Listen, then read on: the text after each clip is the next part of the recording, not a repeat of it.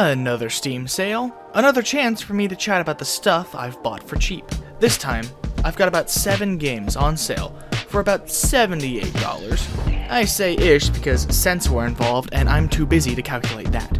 So here we go once again, here's what I bought and what I think so far. Intros are for suckers. Now here's something you might have guessed. I like survival horror games. I hardly ever play much modern ones because money is tight and I'd rather check out retro horror games rather than modern ones, especially when most don't live up to people's expectations. Because of this, fixed camera angles, pre-rendered backgrounds, and tough resource management is where I excel. How many other people do you know leave Silent Hill 2's hotel with 108 bullets, 5 health drinks, and 3 first aid kits in their first playthrough? Because of that, when I heard about Alyssa from Nitrorad, I was very interested. It's like the perfect thing for me. A brand new fixed camera angle survival horror in the style of the original Resident Evil trilogy? Yes please. Thus, for $8.99, I got my hands on Alyssa. And I like it. Not as much as Resident Evil 2, the greatest game in this franchise and in this style of game, but, I like it. But I really did enjoy what I've played so far. The game plays exactly as you'd expect. Tank controls, which means up on the stick is forward, down is backwards, and everything in between turns you in that direction. Picking up items, rationing out ammo, managing your healing supplies, all that good stuff.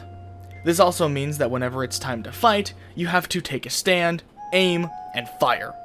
One of the things I like about this game's style of aiming is that if you look in the bottom right, where it shows what you've got equipped, then there's a little reticle that shows you if what you're aiming at, you're gonna hit. This is useful for, tiny adjustments at long distances, or in melee combat if you're actually gonna hit the thing. There is an annoying thing when it comes to aiming, that being that when aiming up and down, there's no set up and down directions, like in Eternal Darkness or the Resident Evil franchise. You can fully control how up and how down you look. And I kinda don't like it. I know it was most likely added to make it more tense as you can't automatically aim at the ground enemies, but it is a bit more annoying than stressful. And the good kind of stressful that survival horror games are supposed to instill. I do like some of the things that Alyssa adds. For instance, melee isn't useless. Classic Resident Evil games all give you knives right out the gate, but they sucked so much for many reasons. For starters, being knives and that your enemies are zombies and other mutated creatures, the knives get you incredibly close, and since they don't have a lot of stunning potential, you'll only get in a hit or two of their low damage before taking damage yourself. Add on that even if you attack from behind, enemies can spin around incredibly fast, and there's a bunch of ammo available in these games, and the knife is only really used to attack downed enemies before you can dump it in a chest the second you can. The low amount of potential from the knife is way worse when compared to the potential of another healing item or a key puzzle item. Meanwhile, Alyssa's sword not only has a lot more range than any knife from the original trilogy, but it also has quite a bit of stunning power. This means that the weapon actually has a use, instead of being stored away to collect dust. Plus, I do like how, since this is set in 1920s France instead of 1990s USA, there's guns from the era, like a blunderbuss and a Mooger PPK. Also, everyone is French, and that's funny. The biggest change when compared to a classic Resident Evil game is that it has a system like Resident Evil 4's Pesetas system, where when you down an enemy, a bunch of gears pop out that you can collect to buy ammo, new weapons, and even new outfits with different buffs from this puppet, who is absolutely amazing. I love him. Not only does this serve as a way to let you know that the enemy is actually dead, much like the blood puddle from Resident Evil, but to force you to make more decisions, like, should I buy 2 ammo crates, giving me 24 bullets for my handgun, or should I buy 1 medicine and have 1 gear left over to save? Oh, yeah, that's a thing too. Instead of the Resident Evil style where there's ink ribbons you can use to save, but there's only a limited amount of them, you need to spend 1 gear to save. So if you aren't careful with your spending, you can't save, so you better get another kill soon to get the money to save, or else you're gonna have to do a lot of stuff if this goes wrong. There's also a lot of classic Resident Evil puzzles. like interpreting a word as a solution to a different puzzle, sliding blocks around, it's fun.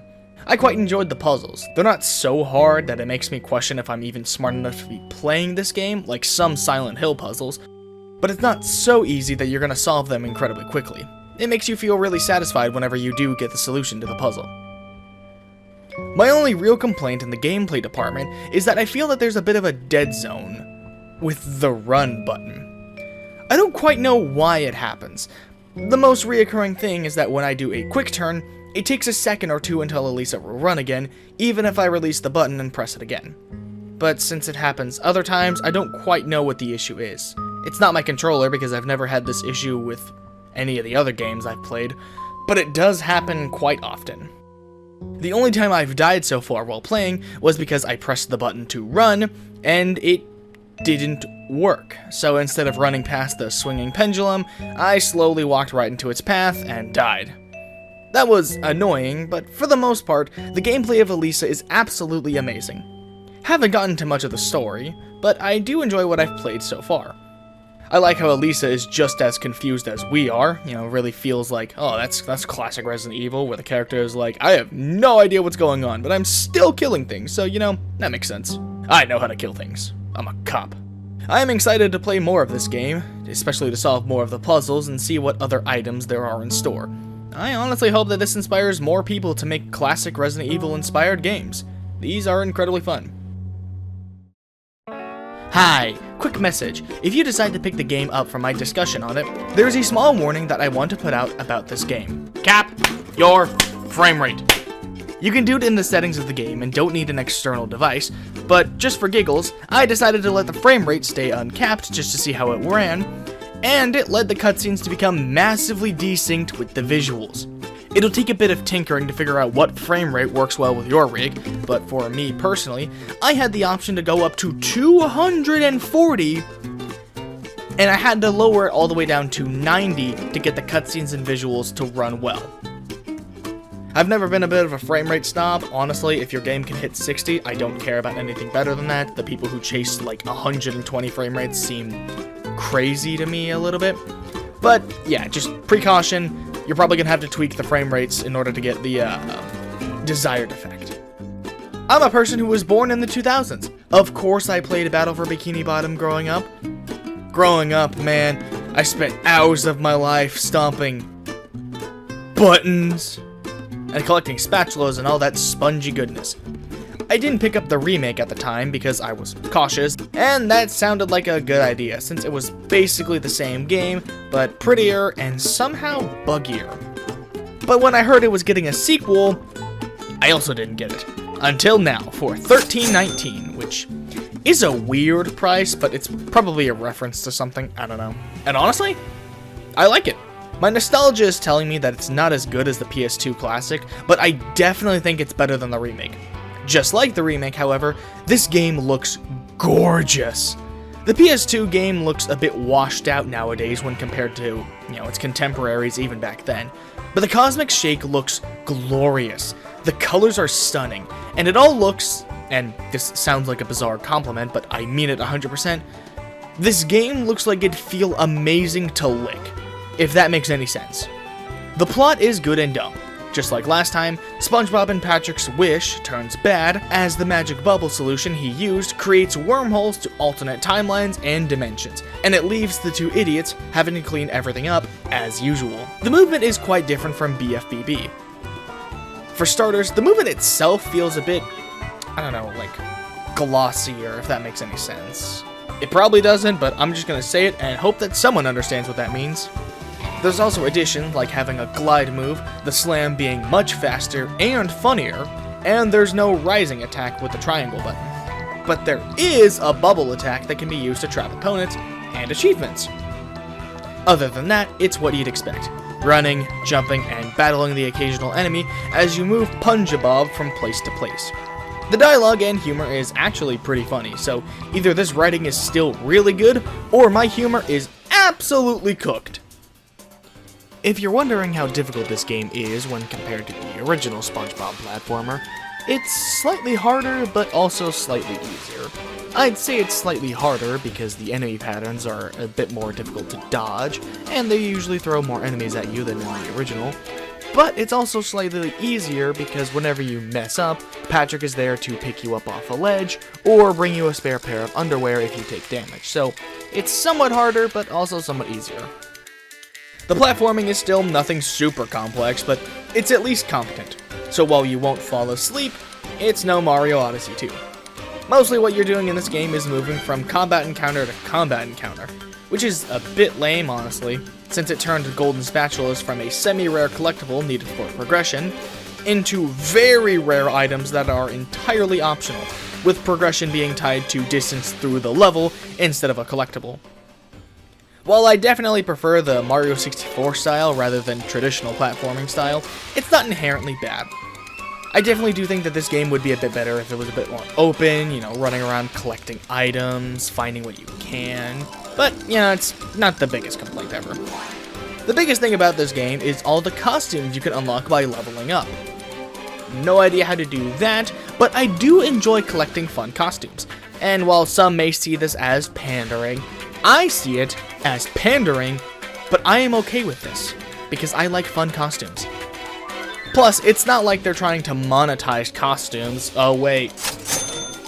Okay, those are lame, but the ones that are available in-game are really fun, and references to a lot of the episodes I grew up with.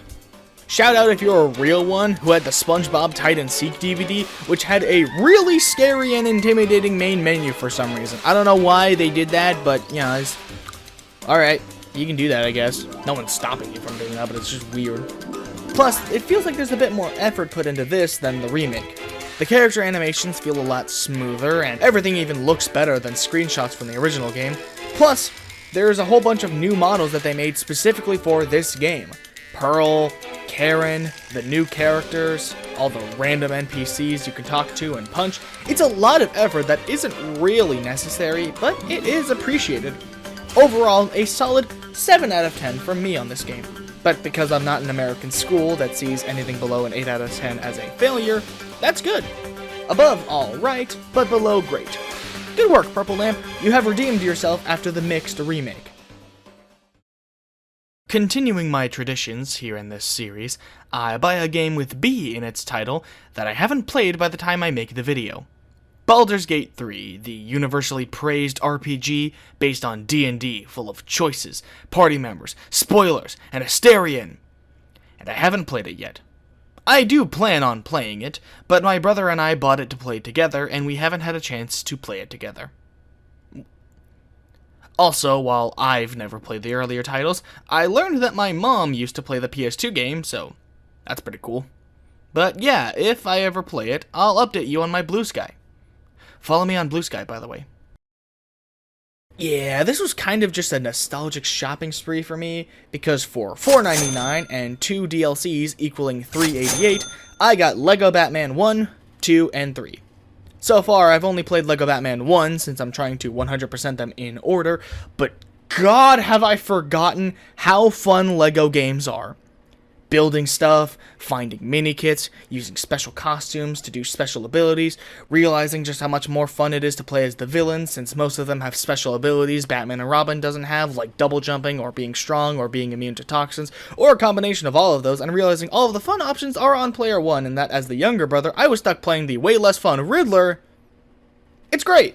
For those who've never LEGO'd before, the main game is a simple get-to-the-end-of-the-level affair, where Batman and Robin, or the villains you're playing as, build things to complete tasks, from minor things like a ladder to get higher, to a helicopter to traverse across rooftops. All the while, the Riddler, Penguin, and Joker are planning something heinous, and you've got to stop them. Or help them get to that point if you're playing the villains campaign. All the while using costumes to do special things like climb up metal walls, use a sonic gun to destroy glass, collect pegs, and working towards being a true hero. It really is as simple as that. Watch the funny cutscenes when starting and ending a level, and that's it really. But it's in its simplicity that LEGO Batman thrives on, since it's great for pick up and play. I don't know about you, but I don't like starting a game unless I can devote at least 45 minutes to it, to make it so I don't feel like most of my playtime was waiting for the game to load. But with Lego Batman? Nah, just a quick run through a level and I feel like I did something, and don't spend most of my time watching intro logos. It can be kind of annoying how much crap you can't reach just because these levels are designed for free play in mind, which allows you to just take whoever through the same levels, like even in the first level. Can't walk through this, can't lift these, can't interact with that, but honestly it's not that big of a deal, so who cares? Also, you can build your own character for free play once you unlock the villain's side. This is my criminal, who was arrested after referencing his VTuber lore, but never explaining it, and people got so annoyed with him they threw him in Arkham Asylum. And this is my brother's character, the Naked Avenger. Take a guess why he's here. This game is such a burst of nostalgia, and honestly, while I've yet to touch the other two, I'm still super excited to play through these absolute bangers. Oh, but real quick, Martian Manhunter is the worst character in this entire franchise and is the reason I haven't touched Lego Batman in years. Me and my brother used to play all these games in 2-player. We beat Lego Batman 1 together, played through most of Lego Batman 2 until we broke the disc, but then we played Lego Batman 3. And player 1, him, the older brother, got Martian Manhunter. Martian Manhunter can fly, can use laser vision, can use super strength, and can transform into a super giant powerful version of himself, and can do all of the above in that form. And what does player 2 get? Hal Jordan. We got into a fight so bad, we quite literally never went back to the game. So Martian Manhunter can lick the film around my toilet from dudes in my house missing. I hate him. That's all I picked up this summer sale season. Thank you for watching, nerds, and do me a favor. Kill Martian Manhunter if you see him, and I'll see you next time.